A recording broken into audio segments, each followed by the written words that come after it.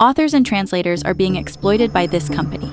This true story begins with a site called Wuxiaworld, which translates Chinese web novels to English. No, they are not the company that exploits the authors and translators. In fact, they're a nice company that got popular. They had this whole community vibe with fan translators and readers bonding over their stories. Its success caught the attention of Qidian, the largest web novel platform in China.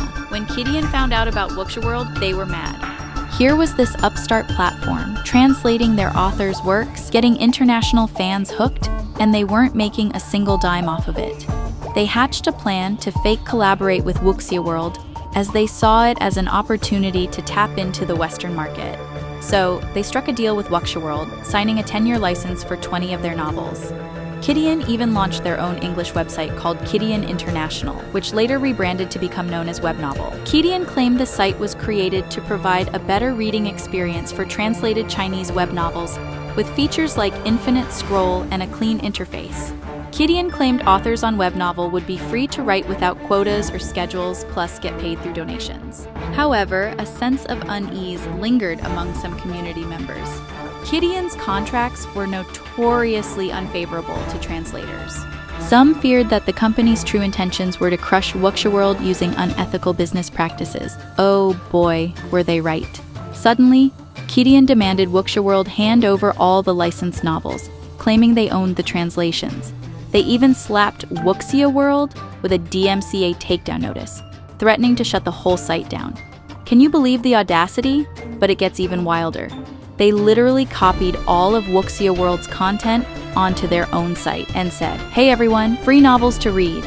It was like watching someone steal your prize-winning recipe and sell it at their own store. Of course, the community was outraged by this blatant act of plagiarism, but Qidian didn't stop there. They started accusing Wuxiaworld of pirating their novels, even though they were the ones who gave them the license in the first place. They even tried to accuse Wuxiaworld of poaching translators from Gravity Tales, another translation site, without any evidence. Some ex-translators stood up for Wuxiaworld by saying they weren't approached by Wuxiaworld and chose to leave GT for their own reasons.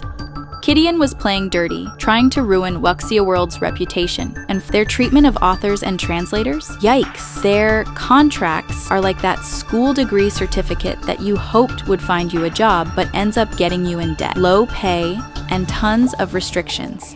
It was very exploitative. Translators were getting paid peanuts compared to other platforms. This is terrible considering the huge revenue their translations generate for Qidian.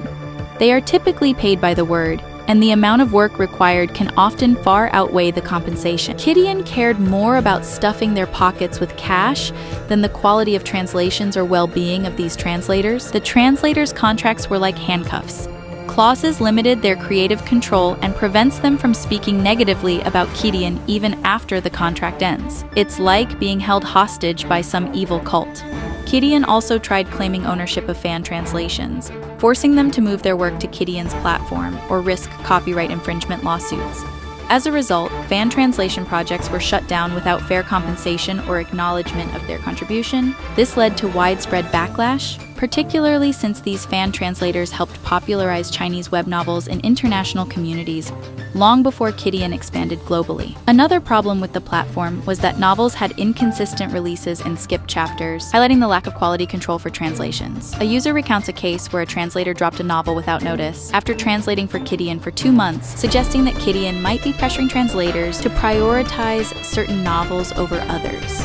Community members also criticized Qidian's lack of transparency, as Qidian failed to respond to inquiries or provide clear information about their agreements with Wuxiaworld, plus details about their payment structure. There were also allegations that Qidian was deleting negative reviews to maintain high ratings on their platform, further fueling distrust. As for authors, Qidian's contracts were rather unfair to them. Qidian makes their money by squeezing their authors dry. Picture this: you're a poor, aspiring web novel writer, working your fingers to the bone, updating your story every day, because that's what keeps readers hooked. But what do you get in return? A crappy revenue split. Qidian's taking 50% or more of profits, despite your work making them millions. And, to make matters worse, once you sign a contract with Qidian, you're trapped. They own your work and can sell your story to film studios, make TV shows, and you don't see a dime. It's shady as hell. Long-term contracts tie authors to the platform for years, restricting their ability to publish their works elsewhere or regain control of their content. Authors are also pressured to drag out stories unnecessarily. You see, Qidian also earns by requiring readers to pay for every chapter after a certain point, so they make authors generate more paid chapters or to produce content rapidly, creating stress and burnout. Authors who do not meet these stringent schedules can face penalties or reduced visibility on the platform. Readers complain because they want to support their favorite authors, but feel exploited by the system since it's expensive to follow a story to completion. They gathered to rally behind Wuxiaworld and called Qidian out for their shady practices, swearing never to read on Qidian again. They vowed to stick to platforms that treated translators and authors right. It was a beautiful display of solidarity. In the end, Qidian's greed and underhanded tactics backfired. They hurt their reputation big time. A lot of Western readers turned their backs on them. While QI continues to operate, their standing within the community remains tarnished. This whole saga ultimately served as a wake-up call for the entire web novel industry. It exposed the dark side of the trade, where big corporations try to exploit everyone in their path to get profits. But it also proved that the community has power. When readers band together and demand fair treatment for translators and authors, they can make a difference. It's a story of hope. Thanks for watching. Subscribe to see more of such content, and we'll see you in the next video.